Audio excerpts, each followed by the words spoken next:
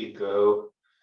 So, hey folks, welcome back to Duke Blockchain Lab Speaker Series. Our guest this week is a friend, teacher, honestly, a total inspiration to so many Duke undergraduates like myself who knew him during his time here. So, I'd like you all to welcome Joey Santoro. So, you came into Duke as a computer science major in 2016, I believe. So, what happened then? What were you like? What were you looking forward to when you first came to Duke University? I was pre-med coming into Duke. I was going to major in neuroscience, actually. I didn't have a lot of computer science experience. And like that was all I really knew from high school. But one of the prereqs for neuro majors, Comp Sci 101. And I tried to just like take that early to see if I liked it. And I liked it. So I was just immediately hooked on Comp Sci. And then I got involved in the Duke Blockchain Lab my second semester. And I was like heavily involved, like learning everything I could about Ethereum development. I ended up teaching a course on it the following year. I think I taught it 2 years in a row, actually. That was a lot of fun. And that was one of my favorite things I did at Duke. And crypto is still so early. Like there's really nothing else you could do besides just like getting in there and like getting your hands dirty if you really want to get involved. Why did you pick crypto and blockchain over AI, ML, or any other tech stack? Because I remember when I was a freshman, AI and ML was all the rage at Duke, and much so even before that. So what got you into crypto as opposed to that? Yeah, the barrier to entry is way lower in crypto. It's like no one knows what they're doing. The theory is still, I mean, that was maybe a lot more true in 2017, but it still is. Like the barrier to making a category innovation in crypto anywhere is so much lower than in like ML, where there's like, you know, all the like still the smartest people in the world, I think, are working on like machine learning and like, you know, applied like, you know, deep applied like statistics and stuff like that. But more and more I'm seeing like very intelligent economists, mechanism designers like moving into crypto. I feel like being thrown into the crypto space or entering the crypto space right now is almost like diving headfirst into the deep end. And you have a lot of agency, as you said, but that also means you have a lot of accountability for what you're doing, especially when it comes to career decisions. So, do you think there's a flip side to having that much freedom in the sense that you also have as much sort of to think about for yourself? Yeah, I mean, I wouldn't change how I put it. It's very high risk, but it's lower risk than you think it is, and it's very high reward if it goes well, both from a personal perspective, from a financial perspective. I think like if you talk to people who were like early at Uber and you're like, oh my gosh, you're a genius. I feel like the people who get into crypto these days are going to be like early at Uber in 5 years, if that makes sense. Like it's the wave, you know. I think crypto is like the highest leverage technology out there, and for a lot of reasons. So I think if you are like drawn to it, I would encourage you to take that leap. And if you're not, that's totally okay too. When you were about to graduate, what did the plan look like ahead for you? Yeah, so it's funny because like I was literally sitting in your guys' shoes and I was thinking, oh, I could go into crypto. In 2019, it was like it was like the middle of the bear market, everything was dead. The like maximum uncertainty. And I even still applied to like a couple of my favorite projects. I applied to Compound, Dharma, DYDX, and I didn't get any offers, but I ended up like going into Web 2, and I was a software engineer at like a really good company making like, you know, like really good money my first year. And I learned quite a bit. It was a good experience, but I got over it within like 9 months. I started to get really, really bored again because there's so much bureaucracy. I learned everything I could learn, and then I was just a code monkey, you know? Like, it's kind of like if you take the same class like 5 times, you're like, okay, I got it. And then you're asked to just do that as a career. And you're like, no, I don't really want to do that actually. In like November, I came up with the idea for Fei Protocol. And that's because like all this other fun stuff was happening in DeFi, but stablecoins just kept sucking. And it was like USDC and Tether, which were like controlled by companies. And that's not really in the spirit. Like when I mentioned before, like to me, what's so important, why I do this is I want anyone to be able to take their money that they've earned and do whatever they want with it, borrow it, lend it, swap it, lever it, whatever you want, no permission, no banks. I never want to call customer support at Bank of America ever in my life. Like it's your It's a good thing money. you're not sponsoring this. What? Yeah, it's your money. You should. If they were sponsoring you guys, I would be sad. Be like, tell me how much they're paying you. I'll pay you more to take them off your website. Like, We're seeing a lot more, I guess, talk in the Twitter space about VCs having more and more pull on dApps and new protocols.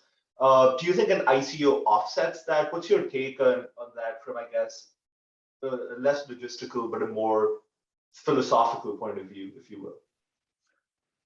yeah, I mean, the philosophical point of view is build systems that you don't care who holds your token. Right? Like if you like Uniswap, Uniswap is core infrastructure. The governance token can vote on a single parameter, which is whether to turn on fees or not. Otherwise it's like, who cares? Like there's no, you could give the tokens to VCs, you could give them to the community, it doesn't matter. And I think Uniswap did a really good job with their token launch, even though they get hate for having like a really pretty centralized distribution. But yeah, like VCs are not evil. They're just like groups with money.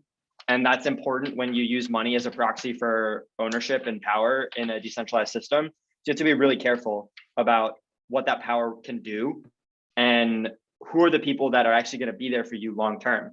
If you're selling to VCs who are just going to dump your token as soon as the valuation 10x's, that's not someone who you want to have ownership in your network. Likewise, if you have a community of people who are going to dump your token as soon as it 10x's, that's not someone you want to have in your network. So you want to be really intentional about your marketing. You want to be really intentional about your distribution.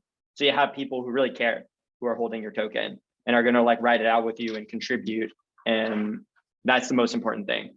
So I think like talking about VCs is kind of a red herring, because it's not really about that. It's about like, where's the community that's going to align with you? And sometimes those are like large stakeholders, and sometimes those are a large community of smaller stakeholders.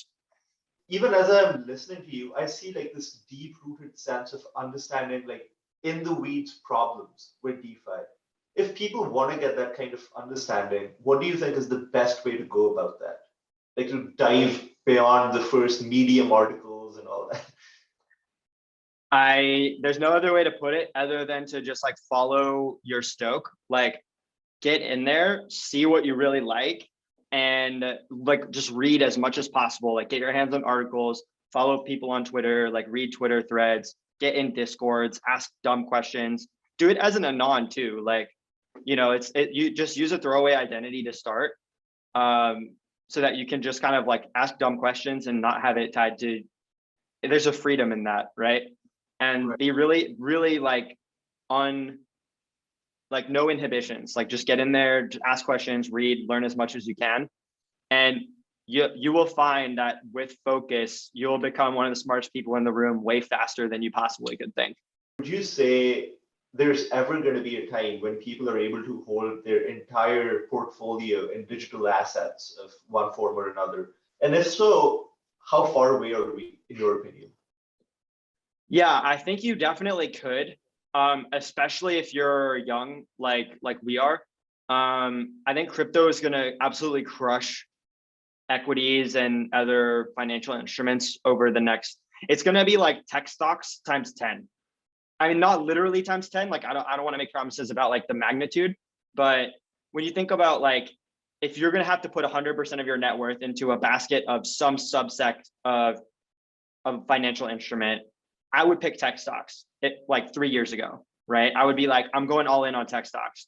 Over the last year or two, probably I would say the last year, I've really been convinced that crypto is not a passing phenomenon and that it's really like the evolution of the way that we transact value.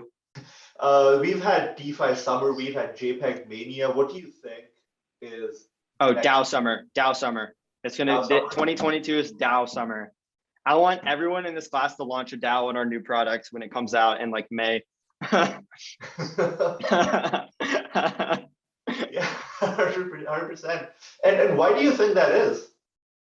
Right now, it's really hard to launch a DAO because you have to decide like what kind of governance you want to do, what kind of liquidity pool you want to get, and you need to like make all these partnerships and like provide utility for your token.